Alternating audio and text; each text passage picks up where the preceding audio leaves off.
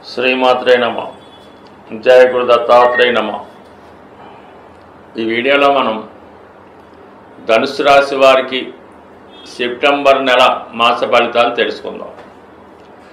ఈ నెల ప్రారంభంలో గురువు యొక్క దృష్టి ధనుసు రాశిపై ఉండడం వల్ల చాలా అనుకూలమైన ఫలితాలు రావడం జరుగుతూ ఉంటుంది. అంటే ఇప్పుడు గురువు తన సొంత నక్షత్రమైనటువంటి పునర్వసు నక్షత్రం మీద సంచరించడం వల్ల ఎటువంటి ఒత్తిడికి గురవ్వకుండా కంప్లీట్గా గురువు తన స్వక్షేత్ర ఫలితాలను ఇవ్వడం జరుగుతూ ఉంటుంది.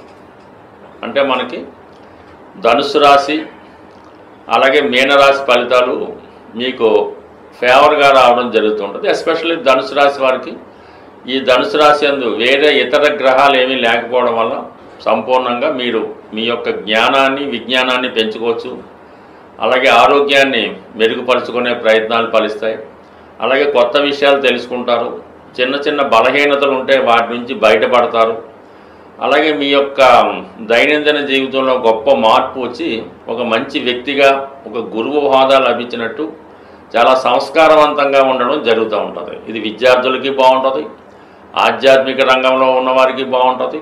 అలాగే ఈ ఆధ్యాత్మిక వృత్తులు, స్వతంత్ర వృత్తులు, కొద్దిగా ఈ డివోషనల్ టచ్ ఉన్నటువంటి ఉద్యోగంలో ఉన్నవారికి చాలా అనుకూలమైన ఫలితం వస్తూ ఉంటుంది అన్నమాట. అంటే ఈ వాస్తు, జ్యోతిషం, ఈ వగైరా వగైరా చెప్తున్న వాళ్ళకి కొంత గుర్తింపు, గౌరవం కూడా కలుగుతూ ఉంటుంది. ఇక చతుర్థ స్థాన ఫలితాలు వచ్చినప్పటికీ అక్కడ శని భగవానుడు వక్రించి ఉన్నాడు కాబట్టి శని యొక్క ఫలితాలు కొంతవరకు జాతకుడికి ఫేవర్గా ఇవ్వాలి. అంటే ధనాధిపతిగా 4వ స్థానంలో ఉన్నాడు. వక్రగమనంలో ఉండడం వల్ల మీరు ఏదో ఒక స్థిరాస్తి కొనాలనుకునే మీ యొక్క ప్రయత్నం నెరవేరుతుంది.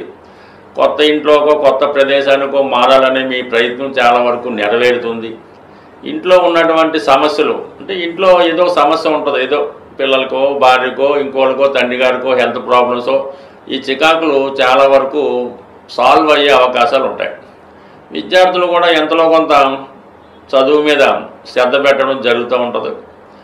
బట్ ఇది ఒక అనుకూల పరిణామంగానే భావించాలి. అయితే యాజిటీజ్గా అర్ధాష్టమ శని ఫలితాలు మనకి రావడం జరుగుతూ ఉంటుంది. ఎందుకంటే శని ఎప్పుడు కూడా బాగా కష్టపడితే తప్ప తన ఫలితాన్ని ఇవ్వడం, అందరికీ సులువుగా వచ్చే ప్రయత్నం వీరు చాలా కష్టపడితే రావడం జరుగుతూ ఉంటుంది. అందుకని ఒక ఇల్లు మారాలన్నా, ఇల్లు కొనాలన్నా, స్థిరాస్తి కొనాలన్నా, ఇంట్లో వాడిని ఖాళీ చేయించాలన్నా చాలా ఇబ్బంది పడవలసి వస్తుంది. కానీ జరుగుతుంది. ఎందుకంటే కుజుడు ఈ రాశి వారికి మరి పంచమాధిపతిగా ఖచ్చితంగా చతుర్థాన్ని వీక్షిస్తున్నాడు కాబట్టి ఎటువంటి సమస్య అయినా ఆలస్యంగా అయినా చతుర్థ భావానికి సంబంధించినటువంటి భూములు, స్థిరాస్తి, విద్య ఇవన్నీ కూడా సాల్వ్ అవుతాయి. అలాగే తల్లిగారి ఆరోగ్య విషయంలో ఏమైనా ఇబ్బందులు ఉంటే అవి కూడా 99% అతి కష్టం మీద సాల్వ్ అవ్వడం జరుగుతూ ఉంటుంది. అంటే ఎక్కువ కేంద్రాల్లో పాపగ్రహాల ప్రభావం ఉన్నప్పుడు జాతకుడికి శ్రమాంతర విజయం లభిస్తుంటుంది. ఒక విధమైనటువంటి సర్పదోషం యాక్టివేట్ అయ్యి చేసే ప్రయత్నాలు 1-2 సార్లు చేయవలసి ఉంటుంది. అయితే ఇవన్నీ గురుదృష్టి వల్ల న్యూట్రల్ అవుతూ ఉంటాయి. మరి దశమంలో గురువు ఉద్యోగం మారాలనే మీ ప్రయత్నం చివరి నిమిషంలో వాయిదా పడుతూ ఉంటుంది.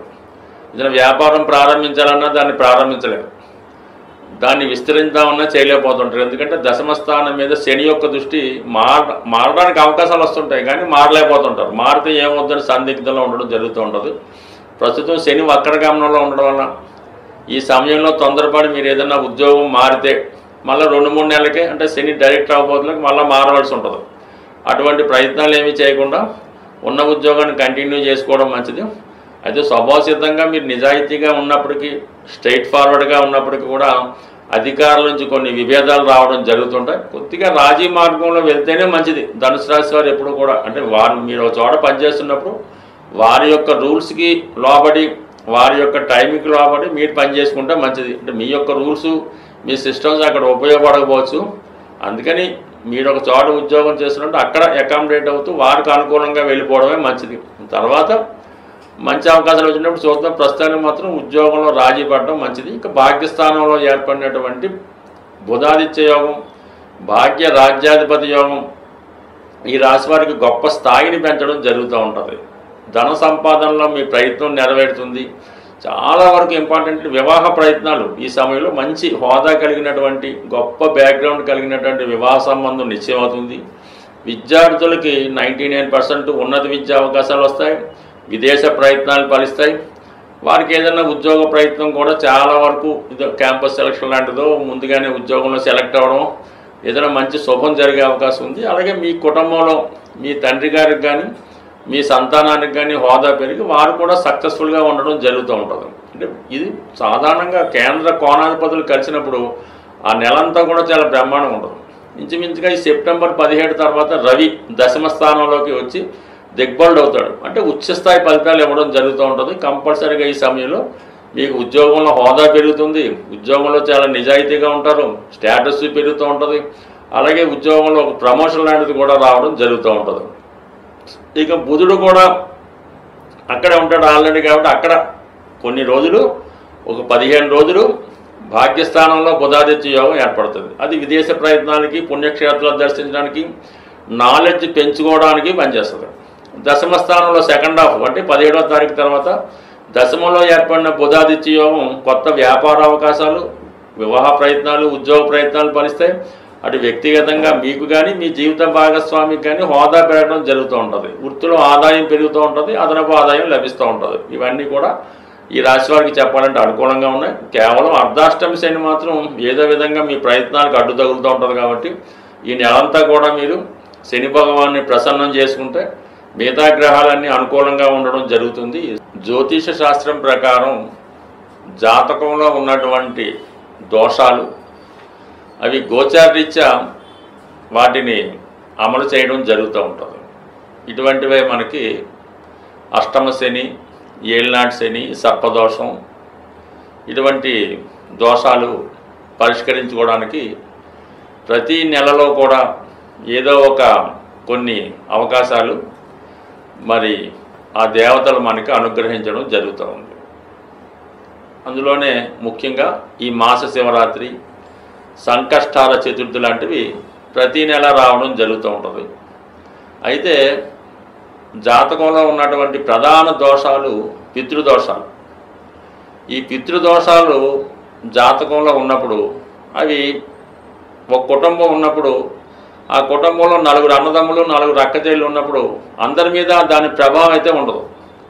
ఎవరో కొందరి మీదే ఆ పితృదోష పరిహారం రావడం జరుగుతూ ఉంటుంది. దీనికి కారణం వల్ల రిపీటెడ్గా జరుగుతూ ఉంటాయి. రిపీటెడ్గా అబార్షన్లు అవ్వడం, రిపీటెడ్గా ఇంట్లో ఎవరో ఒకరు దుర్మరణం పాలవడం జరుగుతూ ఉంటుంది. ఒక్కొక్క కుటుంబంలో ఏ సంవత్సరం కూడా ఈ పండగలు చేసుకోవడం లేకుండా ఎవరో ఒకరు కాలం చేయడం అది జరుగుతూ ఉంటుంది. దీనికి ఏర్పడుతున్నటువంటి కారణం ఏంటంటే అది మనకి పితృదోషాల కారణంగా ఈ విధంగా జరుగుతుంటాయి. అలాగే ఒక ఇంట్లో నిరుద్యోగులు ఎక్కువ మంది ఉన్నారు, పెళ్లి కాకుండా ఉండిపోతున్నారు, వంశం అంతమైపోతుంది, ఇవి కూడా అదే కారణం అవుతుంటుంది. వాటి పరిష్కారానికే ప్రతి సంవత్సరం ఈ మహాలయ పక్షాలని ఈ భాద్రపద మాసంలో ఇంచుమించుగా 15 రోజుల పాటు రావడం జరుగుతూ ఉంటుంది. ఆ సమయంలో మీరు పితృదేవతల్ని సంతృప్తిపరిచే విషయంలో మీ యొక్క ఆచార ప్రకారం విధి విధానంగా దానికి సంబంధించినటువంటి పరిహార క్రియలు చేసుకోవలసి ఉంటుంది. మరి అది చాలా రకాలుగా చాలా ఆచారాలు ఉంటుంటాయి. వెరీ సింపుల్గా చేసుకోవాలనుకుంటే గోవుకి సేవించడం, గోవుకి తగు విధంగా మరి ఆహారం సమర్పించడం లాంటివి చేసుకోవడం కానీ, లేదంటే ఎవరైతే మీ పెద్దలు ఏ వయసులో అయితే వాళ్ళు చనిపోవడం జరిగిందో ఆ వయసులో ఉన్న వాళ్ళని సెలెక్ట్ చేసుకుని వాళ్ళకి చక్కగా మంచి వస్త్రాలు అవి పెట్టి వారికి భోజనానికి అవి ఏర్పాటు చేసి కొంత బహుమతి రూపంలో ఇవ్వడం వల్ల కూడా ఆ పితృదోషాలు చాలా వరకు పరిష్కారం అవ్వడం జరుగుతూ ఉంటుంది. మామూలుగా పుష్కరాలయ వచ్చినప్పుడు అది వేరే సంగతి. కానీ ఈ మహాలయ పక్షాల్లో కంపల్సరిగా మీ పితృదేవతలను తలుచుకొని ఏదో 10 మందికి అన్నదానం చేయడం వల్ల, వారికి సేవ చేయడం వల్ల, బహుమతులు ఇవ్వడం వల్ల, ఏదన్నా దానం చేయడం వల్ల ఇది పరిహారం అవుతుంది. అంటే మీరు చాలామంది నమ్మకం ఉండదు, అసలు పితృదోషానికి దీనికి సంబంధం ఏముంటుందండి, మేము పెళ్ళి అవ్వడానికి దానికి సంబంధం అంటూ ఉంటారు. ఇది అనుభవించిన వాళ్ళకి తెలుస్తుంటారు తప్ప మామూలుగా కవులు చెప్పేవాడికైతే కాదు. ఒకసారి 10 మందికి చేయడం వల్ల నష్టమైతే లేదు, కనీసం మీరు కాకపోయినా మీ తర్వాత తరమైనా బాగుంటుంది. కాబట్టి కంపల్సరిగా మీరు ఈ నెలలో వస్తున్నటువంటి మహాలయ పక్షాలు విధి విధానంగా మీకు ఎంత తాహత ఉంటే, ఎంత సహకరిస్తే అంతే చేయండి. పెద్ద ఎక్కువేం అక్కర్లేదు, ఒక వ్యక్తికి చేయండి చాలు, సరిపోతుంది. బట్ ఏదైనా మనం చేసిన దాన్ని బట్టే భగవంతుడి యొక్క ఫలితం కూడా ఉంటుంది. పితృదేవతలు అన్నా కూడా కేవలం భగవంతుడితో సమానంగానే ఉంటారు తప్ప వాళ్ళేం పర్టికులర్గా ఏం కాదు. ఇదంతా కూడా సమాజం యొక్క శ్రేయస్సు కోసం, మన యొక్క మంచి కోసం మన ఋషులు మనకు నిర్ణయించారు. ఆ ఋషుల యొక్క గోత్రంతో మనం వెళ్తున్నాం కాబట్టి ఇది సదా ప్రతి ఒక్కరి మీద దీని ప్రభావం చూపుతుంటుంది. అది ఎల్లవేళ చూపించాలని రూల్ లేదు, ఎప్పుడో ఒకసారి దాని ప్రభావం వస్తుంటుంది, దాన్ని కొంతమంది బలి అవుతుంటారు. అలాగ అవ్వకుండా ఉండడానికి ఈ పరిహారాలు చేసుకుంటే సర్వదా అందరూ ఆనందంగా ఉండాలి, అందులో మనం ఉండాలన్నటువంటి సిద్ధాంతం ప్రకారం మరి సర్వేజన సుఖినో భవంతు, శాంతి.